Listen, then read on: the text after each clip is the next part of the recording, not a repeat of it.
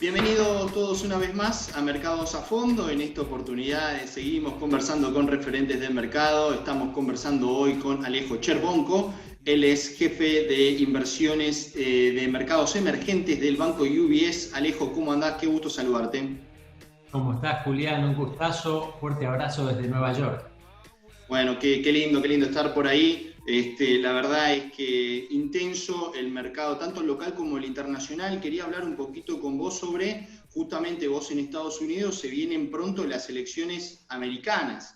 Y vos como jefe de estratega de UBS en lo que es mercados emergentes, quería preguntarte qué impacto puede tener algún resultado, ya sea cual fuere, de las elecciones en los mercados emergentes en general y quizás en particular en Latinoamérica. Sin duda. Mira, lo interesante es que no se vienen las elecciones, ya están acá. 50 millones de personas al día de la fecha han votado a distancia en los Estados Unidos. Esto es más de un tercio de las personas totales que votaron en el 2016. Entonces, estamos ya en pleno proceso, ¿no?, de votación como sabes, el 3 de noviembre es el día presencial, donde esperemos, nadie sabe, si vamos a tener una respuesta concreta sobre quién va a ser el presidente y cuál va a ser importantemente la composición del Congreso. Respecto al impacto sobre mercados afuera de los Estados Unidos, el framework que nosotros hemos desarrollado tiene que ver con analizar tres canales de impacto, ¿no? Uno es el económico, como sabés, la economía americana sigue siendo la más grande del mundo, los mercados financieros americanos los más grandes del mundo, lo que pase en crecimiento, inflación, tasas, importa para el resto del mundo. Segundo, comercio internacional y tercero, geopolítica, que son dos áreas particularmente en las que el presidente americano tiene bastante poder, ¿no? Y no depende necesariamente de la composición del Congreso para decidir. Entonces, teniendo en cuenta este framework, lo más importante para nosotros es si observamos un outcome de un gobierno unificado o de un gobierno dividido, entendido como ejecutivo y legislativo del mismo color partidario o de distinto color. Nuestro view es que un gobierno unificado hoy por hoy en este momento va a ser mucho mejor para el entorno macroeconómico que un gobierno dividido, porque lo que necesita Estados Unidos saliendo de la pandemia es estímulo fiscal, es capacidad de implementar, que si hay un gobierno dividido se complica. Entonces, para mercados emergentes, un gobierno unificado es bueno porque traería mayor crecimiento económico, un poco más de inflación en los Estados Unidos, posiblemente una suba moderada de tasas de interés, una combinación de entorno que es bueno para mercados emergentes. Teniendo en cuenta lo que es comercio y geopolítica, ahí, bueno, quién gana específicamente, si es Trump o Biden, empieza a importar mucho más. Y en este sentido, creo que para el mundo emergente Biden sería un candidato superior que Trump, porque tiene un perfil más predecible de política exterior y tiene un perfil más multilateral, ¿no? Cooperativo de política exterior. En lo que se refiere a Latinoamérica, creo que es importante reconocer que Trump fue el presidente americano que visitó menos países de Latinoamérica en prácticamente los últimos 100 años. Eso te indica que no había mucho interés para con la región. La relación que tuvo Trump con la región fue muy transaccional. Cuando, llamémosle, le convenía, se involucraba, ¿no? Venezuela, Cuba, entre otros temas que tenían un impacto sobre su base electoral, sobre todo en partes de Florida. Biden tiene un track record de varias décadas de estar involucrado con la región profundamente, entonces creo que va a haber un poco más de atención si es que gana Biden para con la región y un poco más un approach más sistemático a los problemas y menos, es decir, más reglas y menos discreción. Ahora, pensando un poco en los activos financieros, ¿qué puede pasar? Y dijiste vos el tema de la política monetaria, ¿no? ¿Qué dinámica de tasas crees que vamos a ver en los próximos años? Y por consiguiente, ¿qué dinámica del dólar, ¿no? Considerando de que, bueno, un dólar a la baja eventualmente podría beneficiar a emergentes, probablemente lo estamos viendo este año, ¿no? Que la debilidad del dólar ha generado una buena recuperación en los activos de mercados emergentes también. Entonces, pensando en las tasas hacia adelante y el dólar, ¿cómo lo imaginás en los próximos años? Así es, mira, lo que observamos es que vamos a tener política monetaria acomodaticia durante un periodo bastante extendido de tiempo.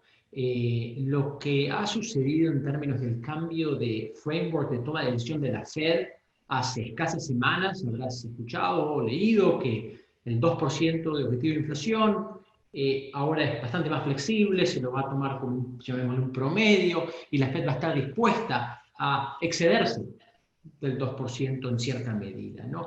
Todo esto indica que la Fed no está ni siquiera pensando en pensar subir tasas de interés, ¿no? Que estamos aquí muy probablemente, obviamente nadie tiene la bola de cristal, pero con la información que uno tiene hoy, estamos hablando de años de tasa de interés a cero en Estados Unidos. Y por lo tanto, ¿no? Buen entorno de liquidez para los países emergentes.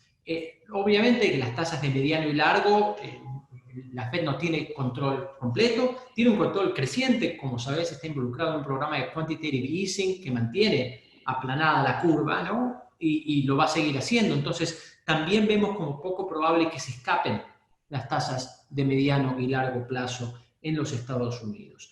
Para concluir respecto al impacto sobre emergentes, lo vemos como moderadamente positivo, ¿no? Un entorno de amplia liquidez quiere decir que los inversores globales están buscando tasa en algún lado, ¿no? Y con que una fracción pequeña de esos inversores busquen oportunidades en el mundo emergente, esto, ¿no? Van a llegar los flujos, están llegando los flujos. Este año, para que te des una idea, Julián, va a ser un año récord de emisión de bonos externos por parte de los países emergentes. Sin duda la Argentina no va a haber participado de este récord, ¿no? Pero quiero decir, en términos generales, estamos hablando de amplia disponibilidad de capital, algo que no creo que cambie. Ahora hablas de que el mundo está buscando rentabilidades. Argentina rinde 16, 17%. Vaya si los hay, ¿no? Quería preguntarte si crees que, o sea, en este mundo de tasas bajas, los bonos representarían en algún punto o cuándo una oportunidad para los mercados internacionales. Y por otro lado, quería preguntarte, dado que rendimos 17% prácticamente y la curva invertida, ¿qué está reflejando el mercado hacia adelante? ¿Qué expectativas crees que está siendo priceada en la curva argentina? Sí, Julián, en este entorno de tasas hay que hacer un esfuerzo muy significativo para tradear esos niveles, ¿eh? Tenés que realmente concentrarte en hacer las cosas mal para que los inversores te piden ese tipo de rendimientos. Entonces, realmente la vara está muy baja para poder normalizar un poco la curva de rendimientos. Creo que lo que se necesita es un mínimo de credibilidad respecto al problema central que enfrenta el país. Todos los problemas de la Argentina se centran alrededor de un problema central, que es se está gastando mucho más de lo que entra y no hay ningún tipo de perspectiva de que se gaste un poco menos de lo tanto que se gasta por encima de lo que entra, ¿no? Se necesita un programa macro y fiscal creíble, mínimamente creíble, y obviamente esto tiene que venir de la mano con una renegociación de los miles de millones de dólares de deuda que aún se tienen con el Fondo Monetario Internacional. Esa es la condición necesaria y muy probablemente suficiente para normalizar rendimientos en la curva argentina. ¿Y qué anticipa, digamos, por qué tiene esta forma hoy en día? Justamente por la falta de todo eso, pero digamos, uno ve la probabilidad de default o digamos, los riesgos implícitos detrás de los bonos son realmente alarmantes, considerando que estamos a un mes, un poco más, casi dos, de haber reestructurado, canjeado los bonos.